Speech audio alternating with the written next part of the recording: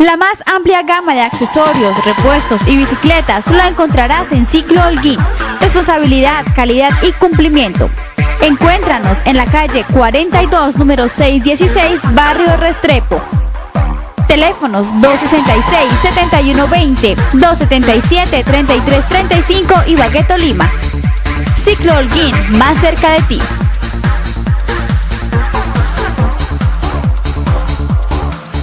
Compraventa Medellín, Casa Comercial, el mejor avalúo para sus joyas, electrodomésticos y motos, ignoraciones de taxis e hipotecas. Compraventa Medellín número 1, calle 16, número 3108, teléfono 261-6587. Compraventa Medellín número 2, carrera Cuarta Estadio, número 3028, teléfono 265-0458. Bagueto Lima, 18 años de experiencia. Bienvenidos a su programa Dignidad, Dignidad, Dignidad, el valor que debemos reivindicar en toda la sociedad. Y es un valor importante porque es el que acoge a los demás valores, ¿cierto? Gracias a ustedes por estar viendo este programa. No se desconecten de este magnífico programa. Pasaron ya las elecciones al 25 de octubre. Ganaron los que siempre ganan. Es que la verdad es que los que invirtieron la plata fueron los que ganaron. Pero yo, como les decía antes de las elecciones, amigos televidentes, no crean en la persona que invierte mucha plata en la política. Es que usted, ¿qué cree? ¿Que el que invierte harta plata va a ir a trabajar por el pueblo? No, él va a recuperar la plata que invirtió y a sacar más dinero. Es de obvia razón. Entonces yo creo que también hubo una indignidad, tanto de las personas que se vendieron, porque hay que decir que muchas personas se vendieron, no todas. Y también hay que mirar que también hubo indignidad de muchos profesores. ¿Cómo es posible que en el paro que hubo este año gritaban: ahí están, esos son los que roban la nación? Así gritaban. En Bogotá, cuando fueron allá al Ministerio de Educación, y la ministra muy descaradamente les puso una pancarta como de 4 metros de largo, pero una cosa impresionante, que daba todo el ministerio, lo rodeaba, y decía: profesores, vuelvan a clase.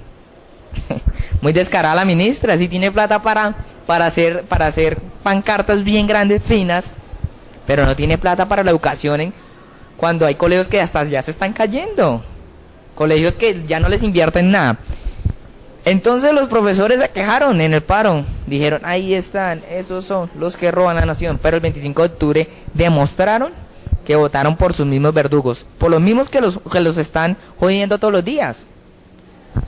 Es que ¿cómo es posible que van a votar por los mismos partidos políticos tradicionales, que son los que están manejando el gobierno actualmente, y que fueron los que los están perjudicando?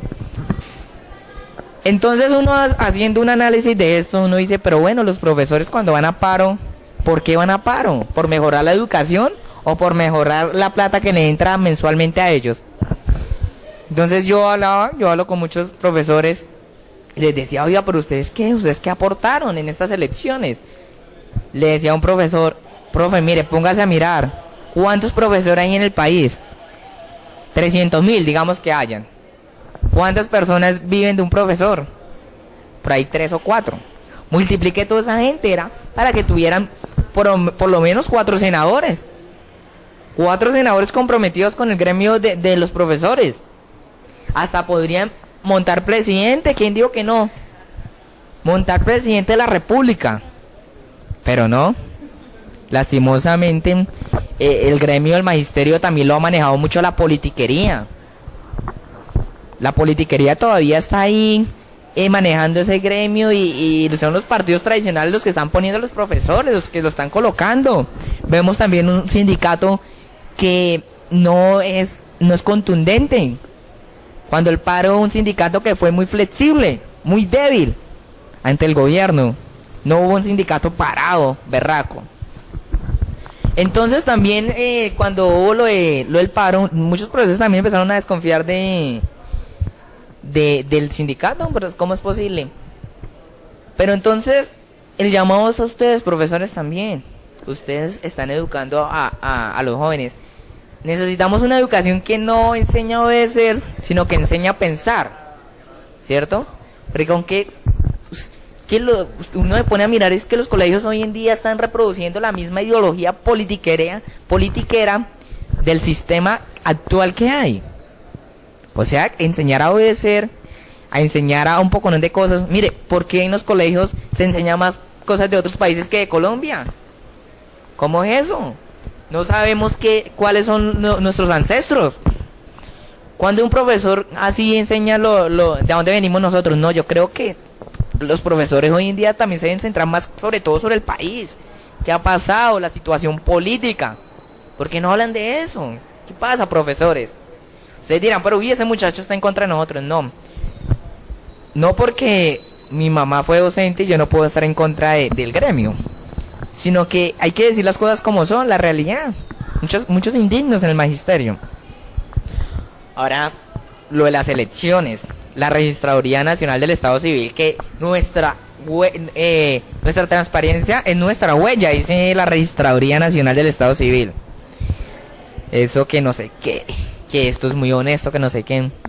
¿Cómo es posible que en Bogotá, al consejo, a un partido que se les terminó, que los mataron, los asesinaron cruelmente por oponerse al sistema bipartidista, que se trata de que el Partido Liberal gobernaba 4 años y el Partido Conservador gobernaba los otros 4 años? ¿Qué democracia es eso? Entonces, ese partido se opuso a ese sistema bipartidista y se llama Unión Patriótica. En Bogotá, al consejo se desaparecieron muchos votos de la Unión Patriótica. Y en la parte del tarjetón, cuando la persona va a marcar el tarjetón con la X, resultaba que el recuadro de ese partido estaba bien pequeño y lo pusieron de últimas. O sea que para que el que fuera a votar no lo visibilizara. Me decía un amigo que votó por la UP en Bogotá, yo fui a votar y cuando veo es que yo no veía el logo, yo casi marco es otro. Cuando me pongo a mirar estaba en lo último y un recuadro bien pequeñito. Al Centro Democrático, que también lista cerrada en Bogotá, grande el recuadro. Entonces, ¿cuáles son las garantías? Después de que hicieron escándalo el partido, la presidenta que se llama Aida Bella, aparecieron ya 5.000 votos, han aparecido. Ya aparecieron 5.000 votos en Bogotá. Entonces, ¿quién se está robando los votos? ¿Quién está manipulando las elecciones? Porque los que están allá generalmente son los profesores. Y yo dudaría que un profesor vaya a hacer eso, es imposible. Entonces, ¿en qué momento es que se están cambiando los votos? Entonces, haciendo un análisis de las elecciones, las personas que invirtieron dinero y todo eso fueron las que ganaron y también los que practicaron la demagogia. La demagogia es aquel político, aquella persona que promete y promete cosas que nunca van a cumplir.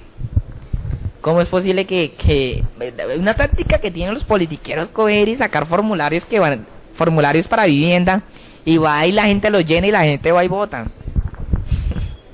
La vivienda debe ser un derecho, no que por mendigarlo hay un politiquero.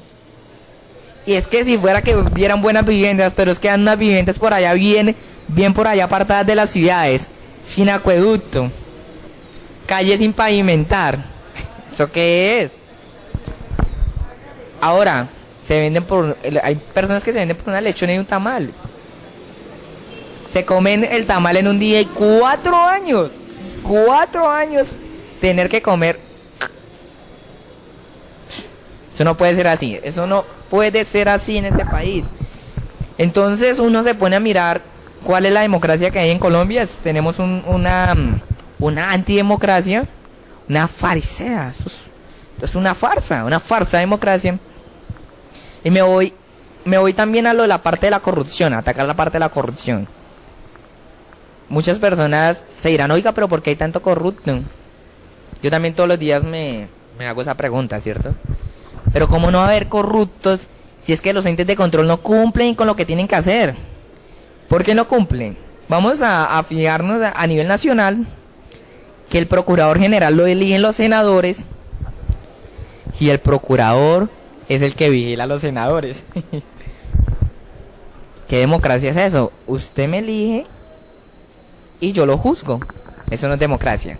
Ahí hay una falla y por eso es que nunca hay corruptos presos, aunque ya han habido algunos, pero yo creo que la corrupción aún no ha sido combatida como debe ser por los entes de control, empezando porque al mayor corrupto del país no le han dado, no le han dicho nada.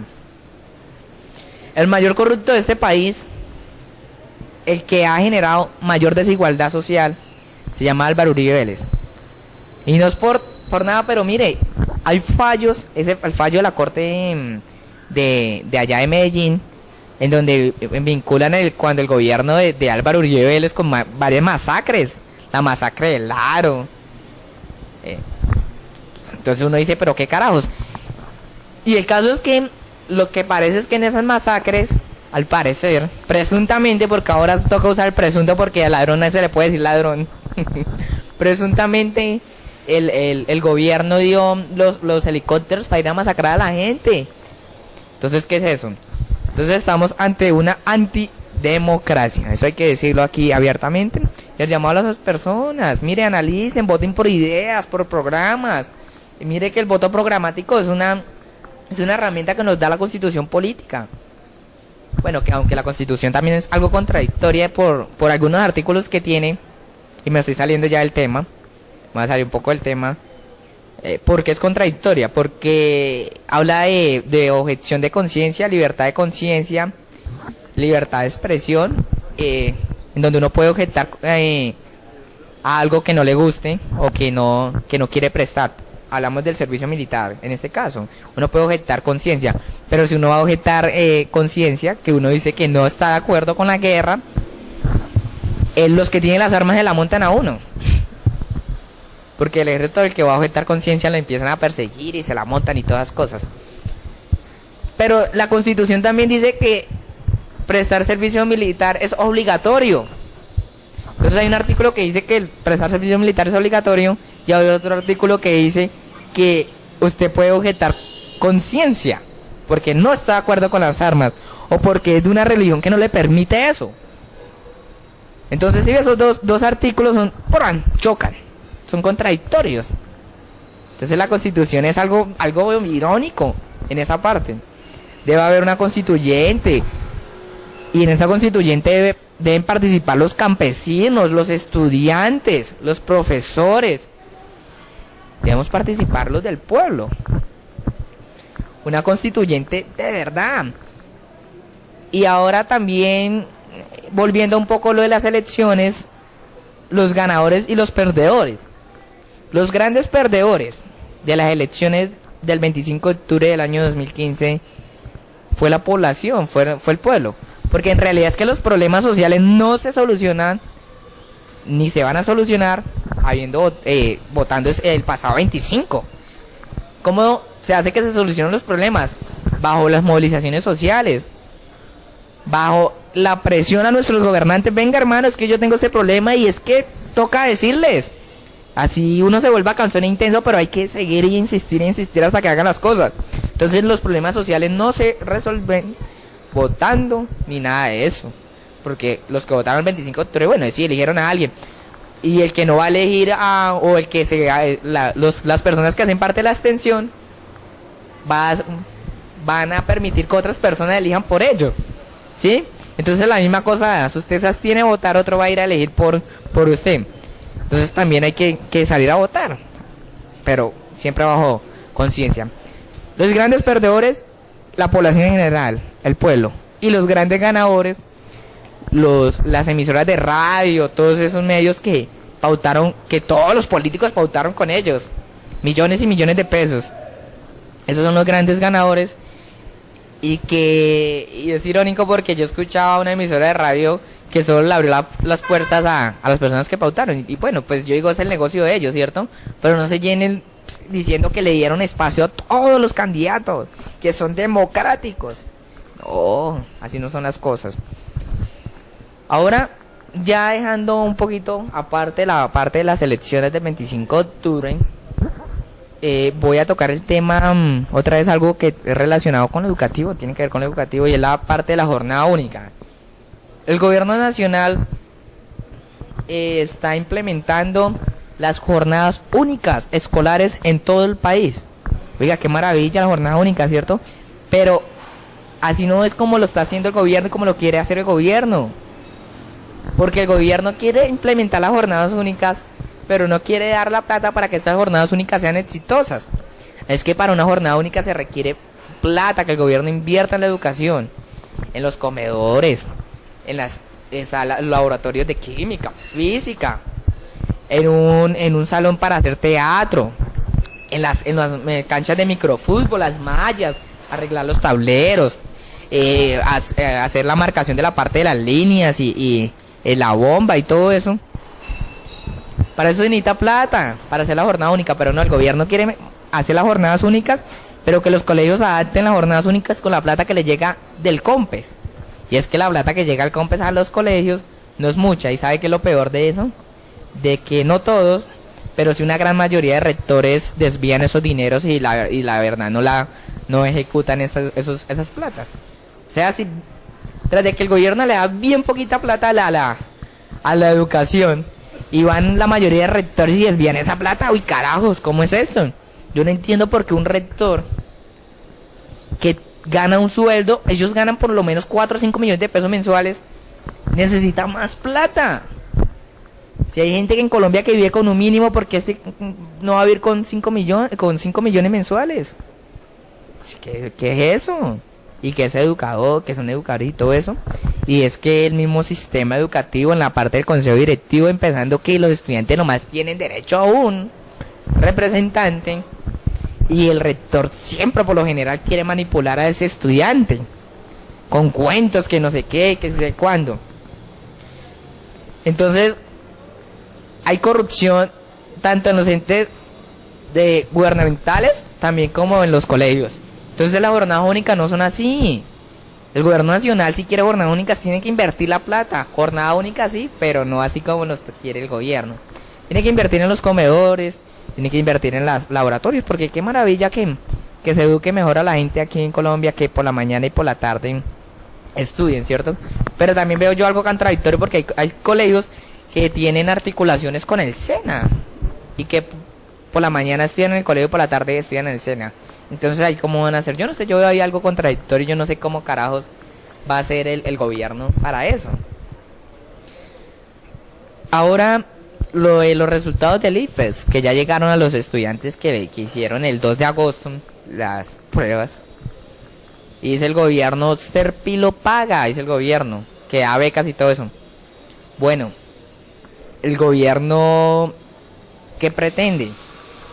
Es que aquí no la cosa si Serpilo paga o no Serpilo paga, porque es que la prueba de IFES, en realidad yo creo que no miden la inteligencia, para mí. Es que la educación debe ser un derecho, y es un derecho que debe garantizar el Estado a todos y todas. ¿Cómo así que Serpilo paga? Serpilo paga, no, la educación debe ser gratuita y de calidad. No, carajos, ¿cómo así?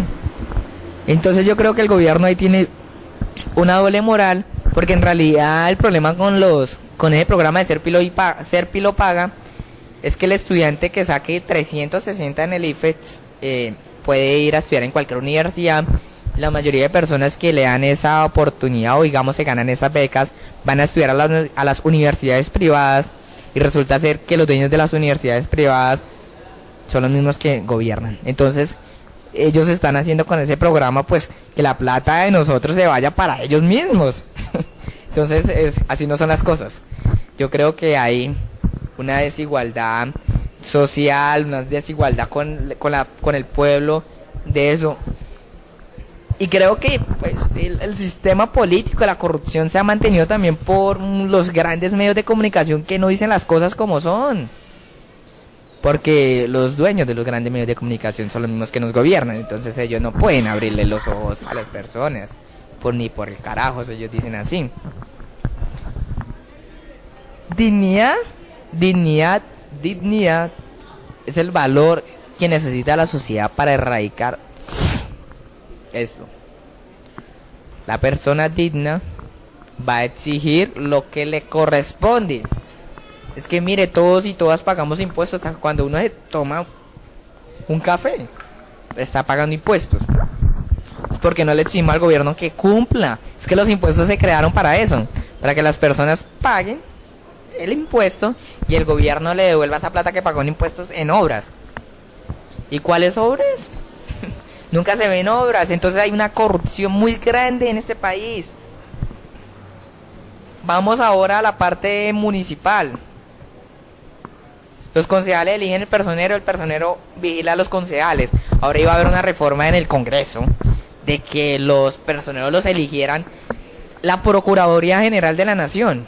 Pero ¿quién tiene la Procuraduría hoy en día en Colombia? La tiene Alejandro Ordóñez, una persona que no es abierta, que parece ser de un siglo de la era cavernícola, de esa era en donde se mataban a las personas a las mujeres que leían, les decían que eran brujas, son brujas, e iban y las quemaban. Está en manos de una persona que es recalcitrante, que es atrasada en el pensamiento, que no está ubicado, porque estamos en pleno siglo XXI, y que supuestamente la Procuraduría es el ente que garantiza los derechos fundamentales de las personas, de todos y todas, y en realidad es hoy en día la Procuraduría General de la Nación la que viola esos derechos fundamentales de todos y todas. O sea, la Procuraduría General de la Nación hoy en día está cumpliendo una labor que no es la que debe cumplir. Pero si ahora está persiguiendo a Iván Cepeda porque hizo el debate contra el paramilitarismo, lo está persiguiendo porque le está pagando un favor al amigo Uribe.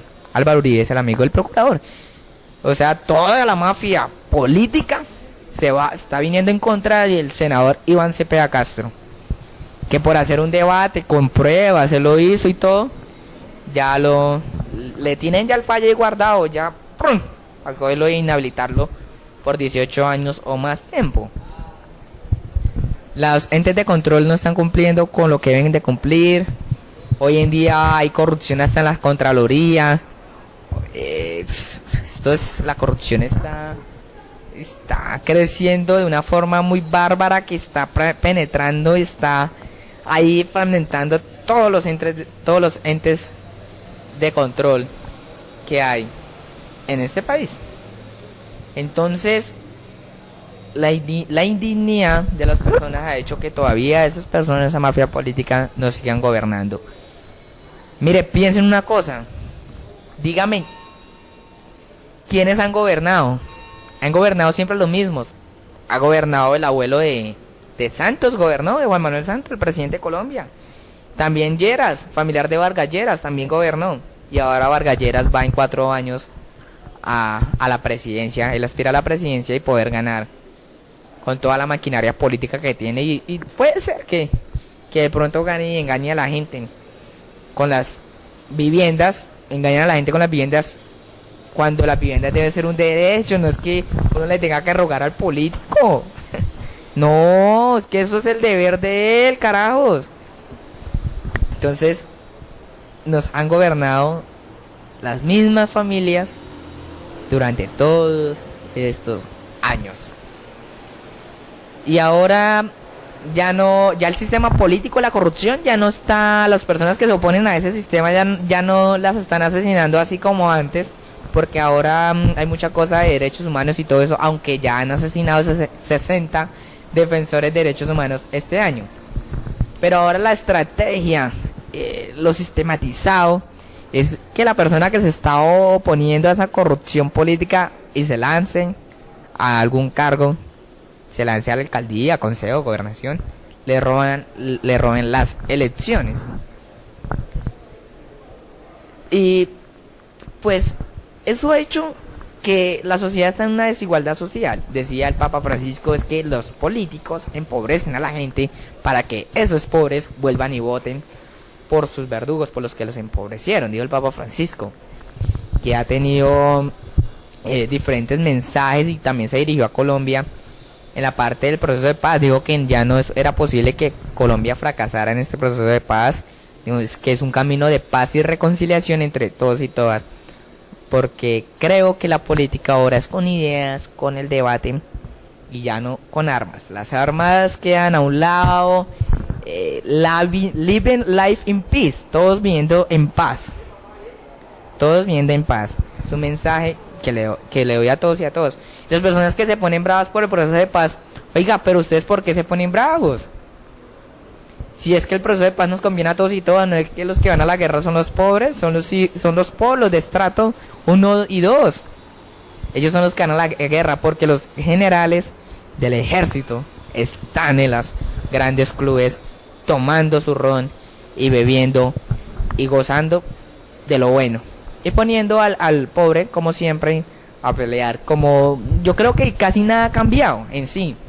Porque mire que antes se peleaban los liberales y conservadores y los grandes, o sea, los dirigentes del Partido Liberal y el Partido Conservador, iban y se abrazaban.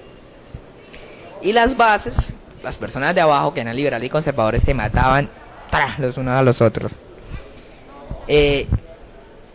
Excepto de los dirigentes malos, excepto Jorge Eliezer Gaitán. Aunque Jorge Eliezer Gaitán en sí era de izquierda, porque él de primeras creó la Unión Nacional de Izquierdistas Revolucionarios. El hombre era izquierdista, sino que el momento no daba para uno lanzarse por un partido así. Entonces él se mete al Partido Liberal y él le dio duro a la dirigencia del Partido Liberal, a las personas que empobrecen y empobrecen al pueblo. Por eso es que lo asesinaron. Él tenía un discurso contundente. Una persona que la mamá era profesora, el papá vendía libros, estudió en Roma, volvió a Colombia y se lanzó al mundo de la política y casi llega a ser presidente, si no lo asesinas presidente. Entonces dijo la gran dirigencia, la oligarquía, los que han dirigido, los que han mandado al país, se reunieron y dijeron: ¿cómo es posible que un indio como Jorge Eliezer Gaitán llegue a mandar acá al país, donde ese señor llegue a ser presidente? Nos arruina el negocio. Entonces deciden mandarlo a asesinar. El caso es que de ese momento histórico debería haber una lección para las personas. Si ya la gente sabe cómo es la clase plutocrática, la clase que mandó a matar a Jorge Eliezer Gaitán, porque siguen votando por los mismos. Entonces no querían a Gaitán en realidad. En esa parte de Jorge Eliezer Gaitán, que es un ejemplo de dignidad, ¿cierto? Porque hasta lo último luchó por su pueblo. Es un ejemplo de dignidad. Ahora me voy en la parte ya de 1995, 98.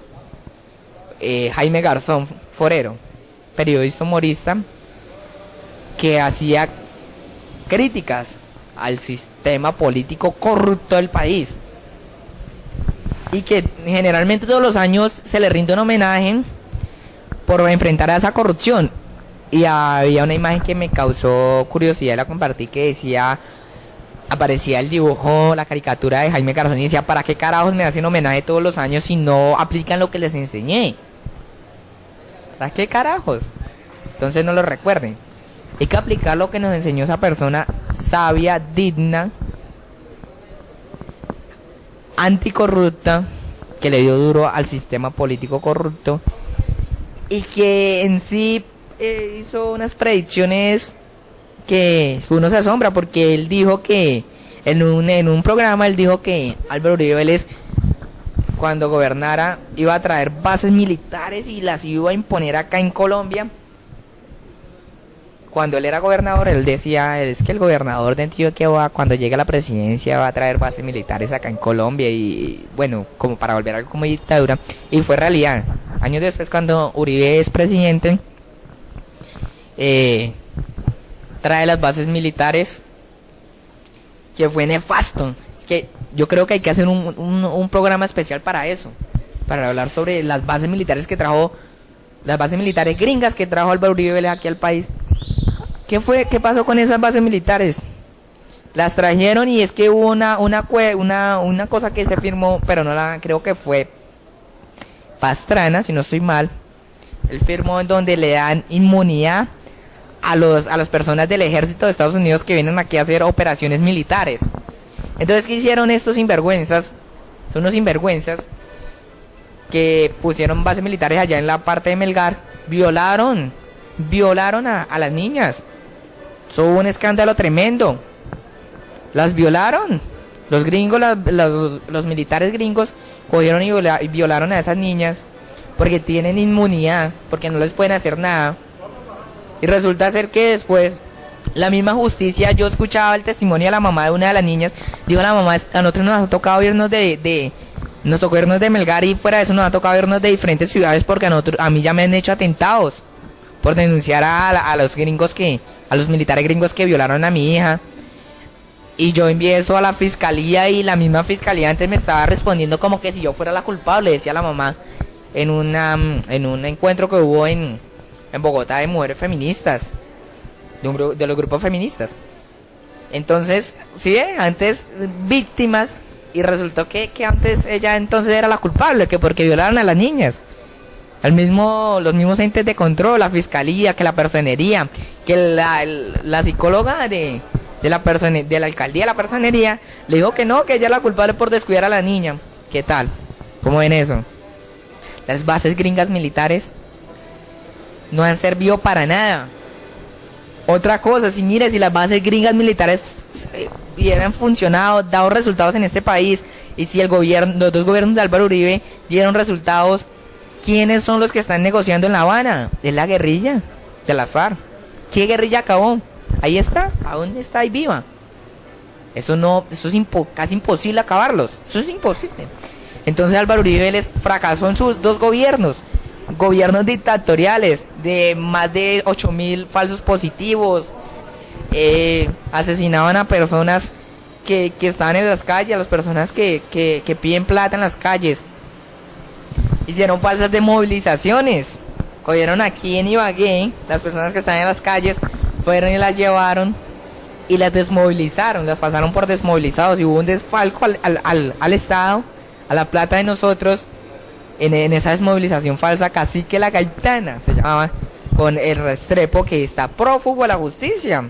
Es que aquí los grandes que roban se vuelan del país y no pagan cárcel, se van y no regresan.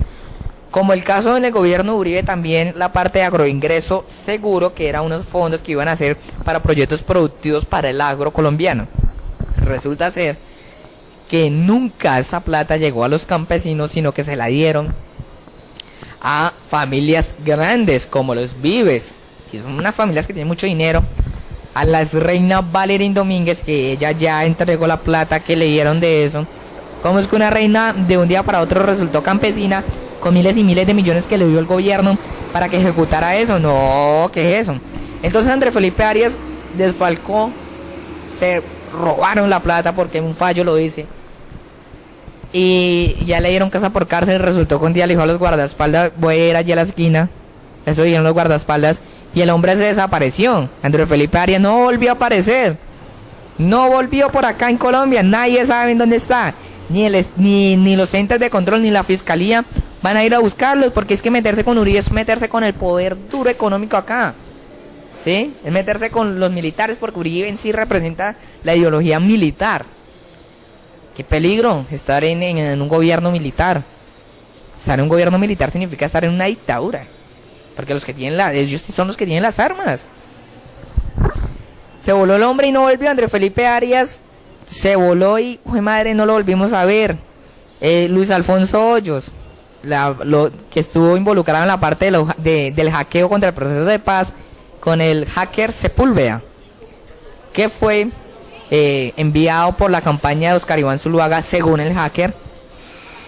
Y resulta ser que Luis Alfonso Hoyos era el asesor espiritual de la campaña Oscar Iván Zuluaga presidente, y el hombre participó en esa parte de hackear al proceso de paz, que es un delito, y resulta que se fue también, se voló.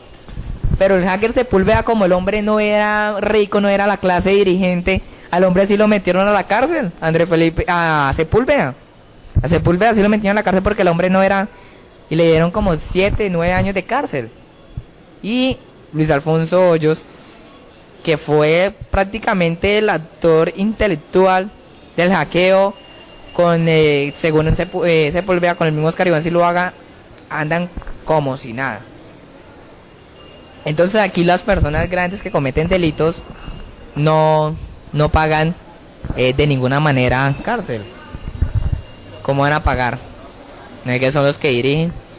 Entonces, yo veo ahí una parte de desigualdad ante la justicia. Dice la Constitución política, todos somos iguales ante la justicia. Eso es mentiras. O otro ejemplo que pongo, es el ejemplo del señor que se llevó un ricostilla porque dijo que tenía mucha hambre. Y resulta ser que lo cogieron y le dieron 7 años de cárcel y 8 años de cárcel. Y políticos corruptos que no se roban un ricostilla de 500 pesos. Miles y miles de millones en casa por cárcel. O por ahí en las calles. O los grandes militares que han sido involucrados por los falsos positivos. Resultan ser que van a los clubes militares a pagar cárcel. Y por ahí han revelado que a veces se las pasan en rumba por allá en Bogotá. Muy bien, muy rico, muy delicioso. Entonces, la Constitución política de Colombia en sí no se está cumpliendo en el país. Es una gran mentira que todos seamos iguales ante la ley. Es una farisea, esto es algo antidemocrático. Aquí dice el gobierno que esto hay democracia, que mejor dicho hay garantías para todos. Esto es una farisea total. Aquí no hay democracia. Y ahora, democracia, vamos a la parte del término democracia, es el poder del pueblo. Eso nació en Atenas cuando allá tomaban las decisiones alzando la mano, se reunían en una plaza y alzaban la mano y tomaban las decisiones, ¿sí? Tomaban las decisiones, entonces ahí es el poder del pueblo, demos de poder y cracia pueblo, el poder del pueblo. Y resulta ser que la democracia no es ir a votar el 25 de octubre, la democracia es la dignidad que se le dé a la educación, que las personas tengan una buena educación gratuita y de calidad, salud gratuita y de calidad, que no está sucediendo en este país, porque la ley 100 que propuso Álvaro Uribe Vélez en el Senado ha acabado con la salud pública y ha hecho que las personas menos de escasos recursos mueran en el dichoso paseo de la muerte. Mueren porque no tienen dinero, y los grandes dueños de las EPS y de la salud en Colombia son los senadores de la República, los cuales aprobaron el proyecto de privatizar, semi-privatizar o privatizar la salud, porque en realidad ya no hay buena salud. Entonces, la mayoría de senadores llegan a legislar es a favor de ellos, no a favor de nosotros. Un senador de la República está ganando mensualmente 28 millones de pesos, tiene camionetas, le pagan celular, le pagan viático, le pagan todo. ¿Y qué hace por nosotros? ¿Qué hacen por nosotros los senadores? ¿Irse a sentar allá y a veces a dormir? ¿O a veces ni asisten? Eso así no es democracia, para nada. Y recuerden, living life in peace. Vivamos este mundo en paz, apoyemos el proceso de paz. Y no se los olvide a nadie, mi nombre es Juan David Cetina Parra, nacido en Ibagué, pero vivo en Flandes, Tolima. Aparezco en Facebook como Juan David Memo Cetina Parra, en Twitter @notiflandes, y este video, si quiere volverlo a ver, lo puede ver por el canal de YouTube Henry Cárdenas Meneses Televisión. Y de antemano agradecerle a todos ustedes por escucharme. Recuerden que este es el canal del pueblo y para el pueblo, que es un canal alternativo de comunicación que le da el espacio a todos. Gracias por escucharme en Living Life en Paz. Vivamos en paz, amigos televidentes. Hasta pronto.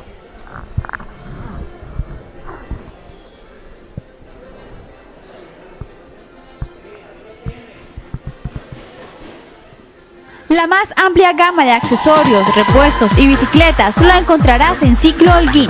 Responsabilidad, calidad y cumplimiento.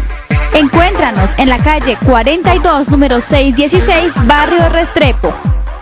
Teléfonos 266-7120, 277-3335 y Ibagué, Tolima. Ciclo Holguín, más cerca de ti.